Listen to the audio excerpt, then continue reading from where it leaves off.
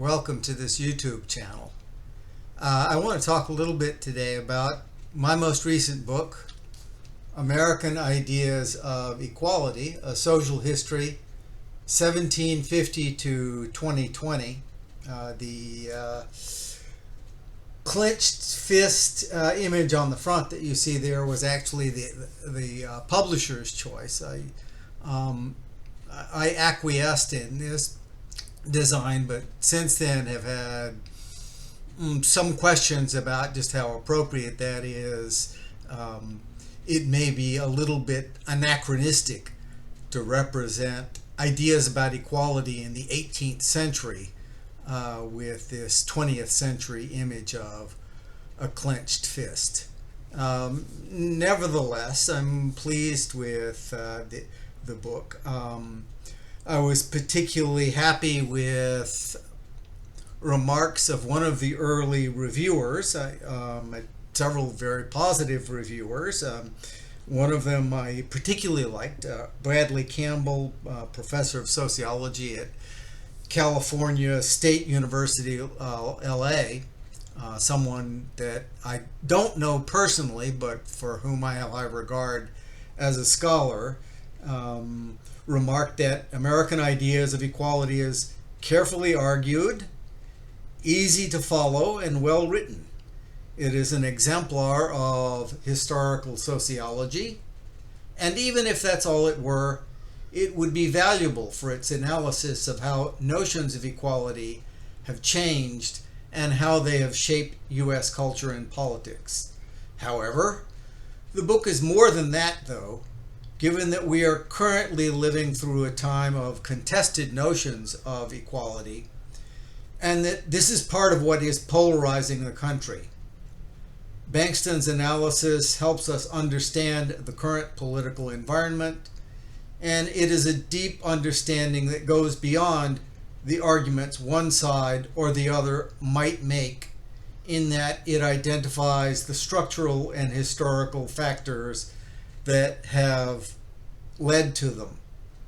American Ideas of Equality deserves to be widely read by sociologists, historians, political scientists, policymakers, and political commentators. I thank Bradley Campbell for that very generous review, and I could not have asked for a favorable review that would be more accurate as a reflection of what I actually wanted to say in this book. The book actually comes from years of teaching and research. In particular, I note in the introduction to the book that when I talk about equality in my undergraduate classes, this is something that virtually all students are in favor of, and virtually all Americans are in favor of. Although the term equality can mean quite different things, and it often does mean quite different things for them.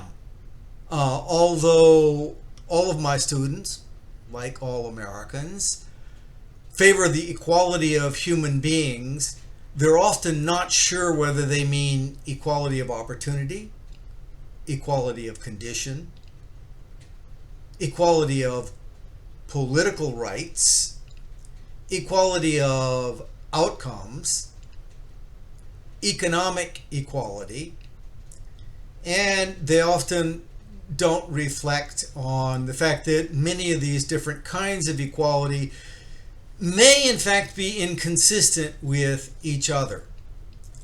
In this book, I argue that equality was a foundational idea in American history, that it emerged from the American Revolution as one of the most fundamental values of early American society.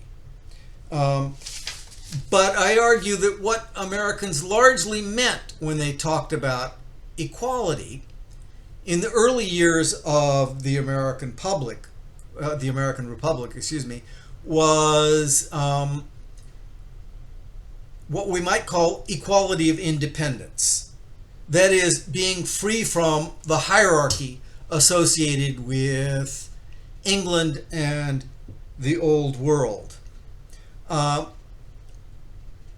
of the early debates about the meaning of equality concerned the concept of the natural aristocracy, which in some ways reflects the debate over meritocracy today.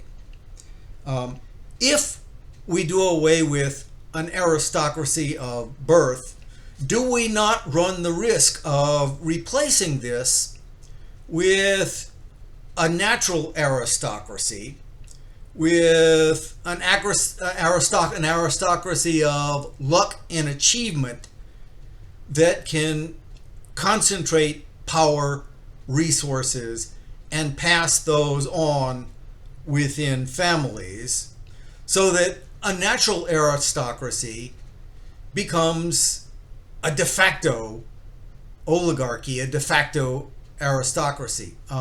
Thomas Jefferson and John Adams, in their famous exchange of letters, debated this idea, and they had different ideas on this.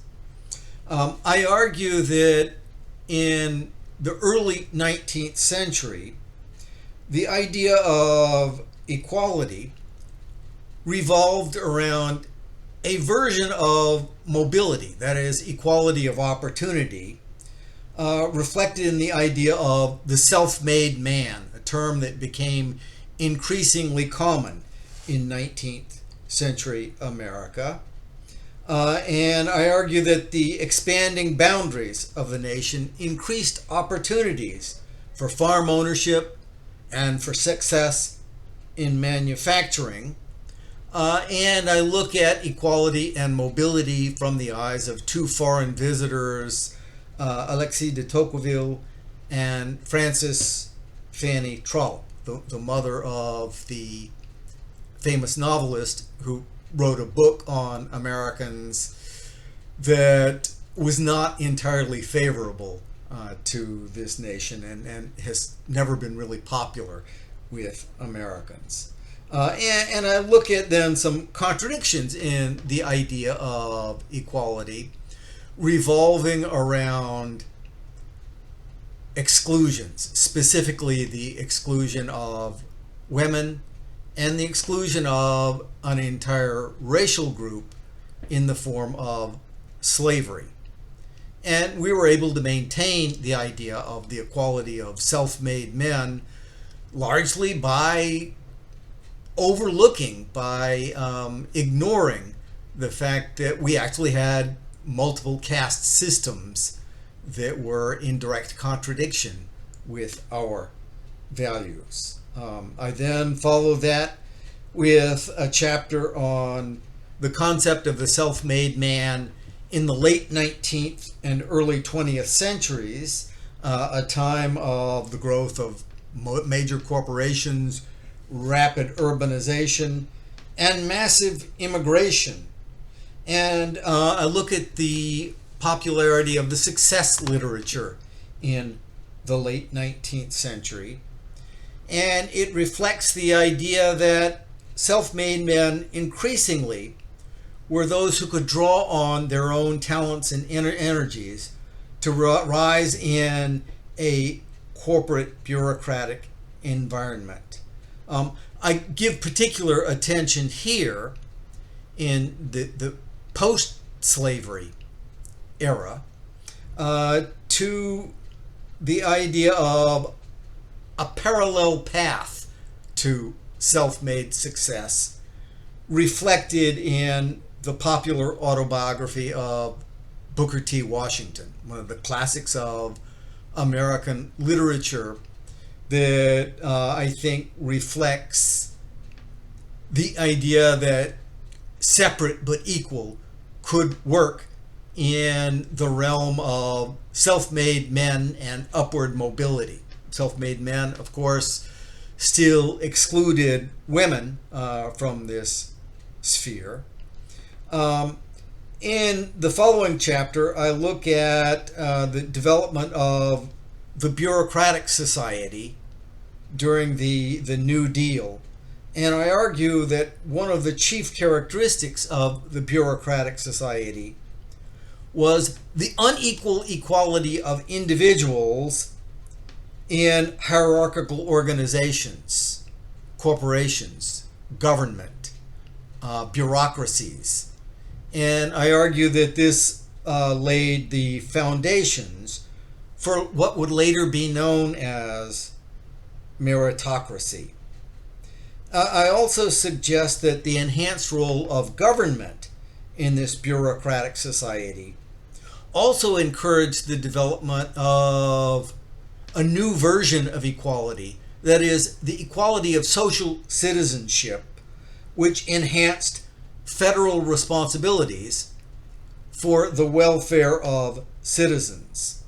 And in this version of social citizenship, the equality of citizens lay less in their capacity for self-creation than in their claims on the benefits and resources provided by government. It's in this period, the New Deal period, that economic redistribution sets expectations for a greater equality of condition that will be promoted by government, in line with the earlier arguments about the exclusion of entire classes of people. I point out that the New Deal largely, although not entirely, left in the margins African Americans, and that many of the New Deal policies were explicitly discriminatory, a contradiction that would come back to complicate arguments about equality later in the 20th and in the 21st century. In Chapter 5, I'll look at the post-World War II periods, mainly in the late 1940s and early 1950s, when the United States enjoyed a tremendous economic boom, along with a relative equalization of incomes that has been known as the Great Compression. A wider distribution of income, that is more equality of condition, accompanied more opportunities for upward mobility because of the structural mobility created by this economic boom and by jobs in technology and management more and more available to more people. And this created the impression that there was no contradiction between equality of condition and equality of opportunity, that the American society had become a race with no losers, a competition in which not only everyone had the chance to become a winner, but everyone would become a winner. And it was the responsibility of both bureaucratic organizations, corporations, and increasingly government to not only ensure that everyone had the chance for mobility, but that everyone actually did achieve mobility.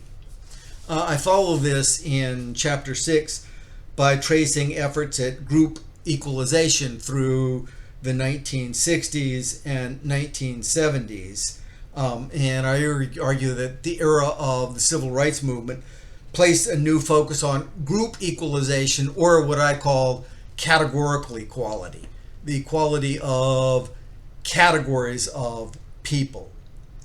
An idea that derives from the recognition that earlier American practices had largely excluded an entire set of people, but also in some ways undermined ideas about individual equality.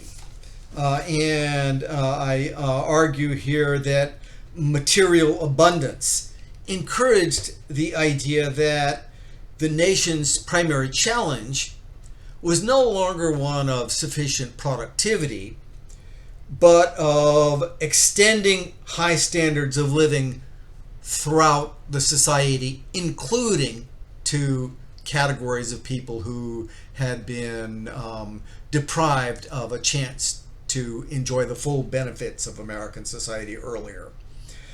In addition, mass communication encouraged consumer expectations across all parts of society. Increasingly, with the growth of mass communication, we began to expect that the United States was a place that could be the great society that could offer an abundance of resources, an abundance of opportunities, and an abundance of chances for participation for all Americans. Along with this, the expansion of governmental social intervention encouraged thinking about improving standards of living in general and equalizing life chances across categories of people, especially racial, ethnic, and by the 1970s, gender categories, encouraged thinking about these as a problem that could be solved by policy. And I suggest that the model of thinking about equality encouraged by the civil rights movement expanded to categories beyond race. And I consider here how policies of categorical equalization, the attempts to equalize categories of people in employment and education, both incorporated earlier ideas of individual concepts of equality, right? Every individual would have the chance for upward mobility through education, through jobs, but also conflicted with these concepts because the idea was not simply that individuals would be equal, but that categories of people would statistically or in some other sense have equality of outcomes.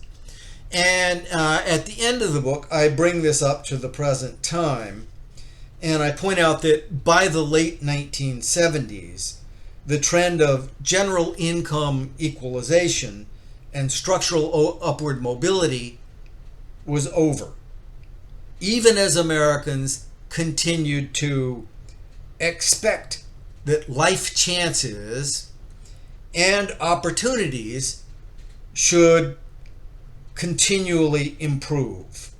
And at the same time, the late 20th, early 21st century, the development of an economy dominated by advanced technology, especially information technologies, and along with that, dominated by finance, created a setting for a growing inequality of distribution of resources at the same time that we maintained the expectation for ever greater equality of both condition and opportunity.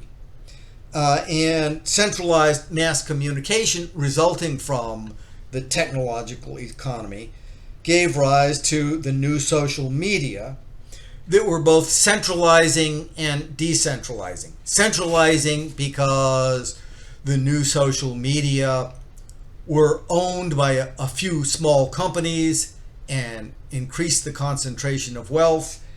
Decentralizing because this gave an opportunity for communication by boutique means across segments of society. And so the new social media, I argue, were in terms of ownership, knowledge intensive and capital intensive, and promoted an oligopoly. But at the same time, they produced an economy of communication in which every geographic group, every political group, every ideological group could exist within their own small sphere of communication, encouraging the splitting of society into interest and identity groups. And I argue that this fragmentation created the growth of a new form of populism in American society that drew on many of the earlier ideas about equalization, but also in some respects was a reaction against the trends of categorical equalization that had come to the fore from the 1960s and 1970s onward. So this is a thumbnail view of this new book, American Ideas of Equality. I've put in the information below a link where you can access a relatively inexpensive electronic copy of this book, a relatively inexpensive ebook. The book is also available from the publisher or through Amazon. If you would like to encourage your library to order a copy. At present, the only version that is available in paper is the hardbound copy. I am told that a paperback is forthcoming soon. So if you have any reactions, comments, criticisms, suggestions based on this talk, or if you have a chance to read the book and you have reactions, please do include those in the comments section below.